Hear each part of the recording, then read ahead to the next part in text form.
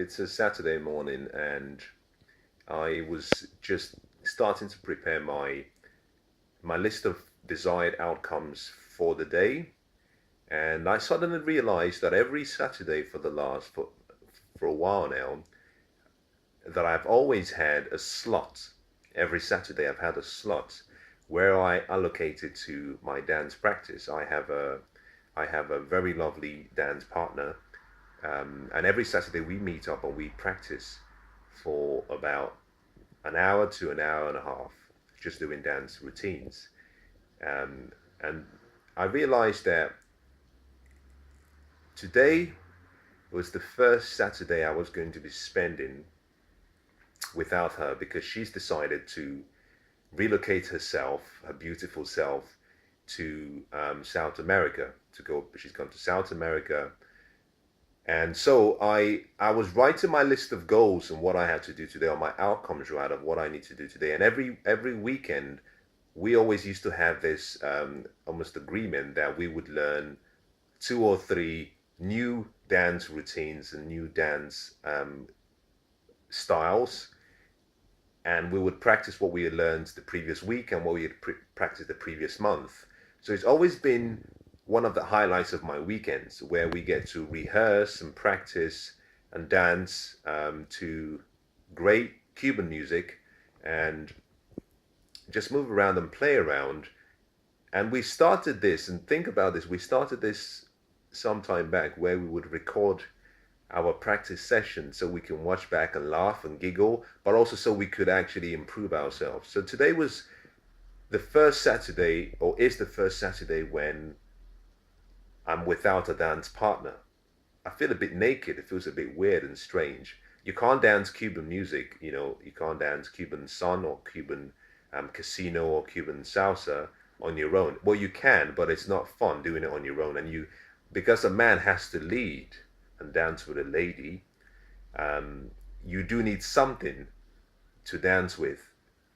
Interestingly, I saw this really funny YouTube video of dolls that have been produced, that they put roller skates on the dolls, and it has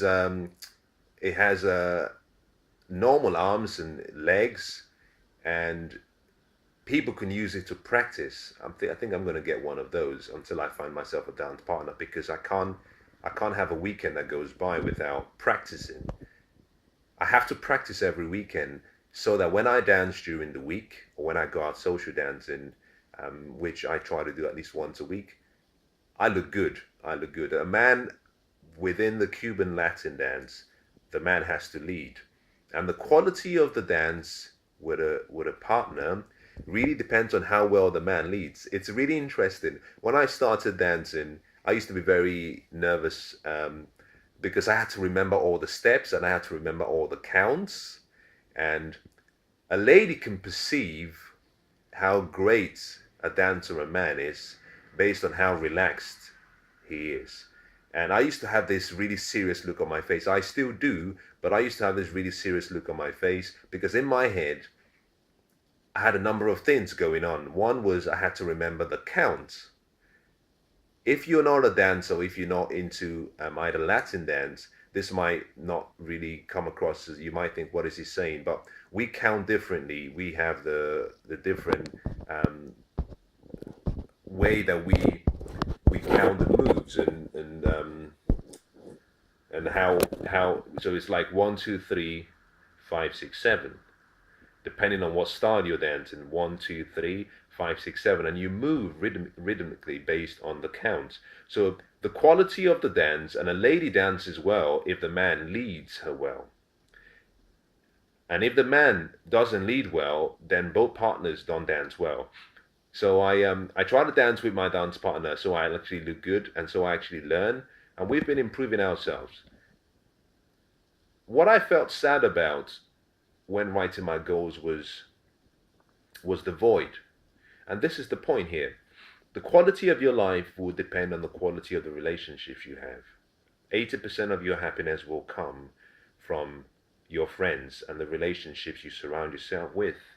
And I never said this to her, because she keeps teasing me and saying that I have a, you know, You know, she's like, you're too tough. You're not soft enough. You need to soften up.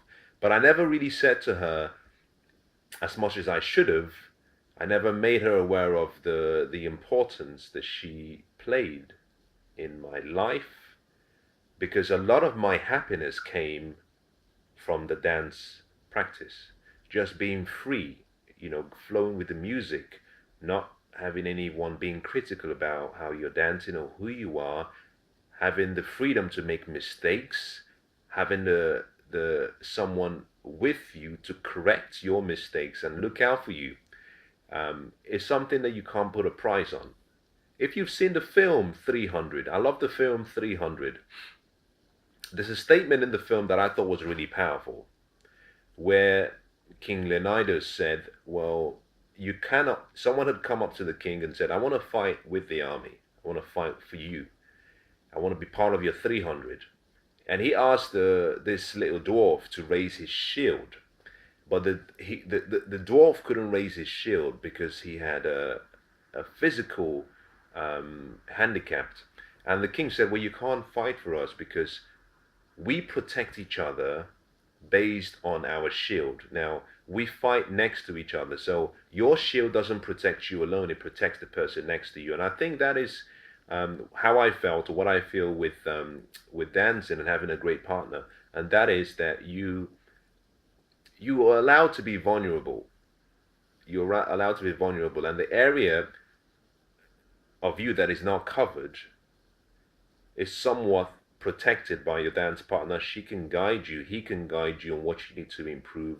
So today I was thinking of what I was going to do during that period, and I think I'm going to send her a message or give her a call and say, listen, I kind of miss you. I didn't think I would probably tell you this so early, because I was teasing her before she left. I was teasing her. She asked me a question. She said, what are you going to do? And I made a statement. I said, I'll replace you. But it wasn't. I made it in a sarcastic way, and the next week she apparently she didn't take it too lightly. It was me. I wasn't. I was trying to. I didn't want her head to get so big when she said you're gonna miss me, and I said that'll be okay, but I'll just find a replacement. But I think I'll send her a text message or I'll give her a ring and say I do actually miss you, and there is a void you've left, and that void is not something that anyone else can fill. It doesn't mean I can't find another partner, but it means that when you've spent time with someone, you grow. You grow, but you get to share moments. You get to watch each other develop and become who they should be. You get to help each other achieve their dreams and goals. And so there is a part of you that is invested in the person. Time is not just the passing of the clock. Time is life. So every hour you spend with someone is an hour of your life invested. And if when two or more people come together for a common purpose, there is a lot more agreement and an achievement because they have the same purpose. So I feel a bit sad, somewhat sad. I'm going to think about what I would do. I might go for a run. It wouldn't be the same.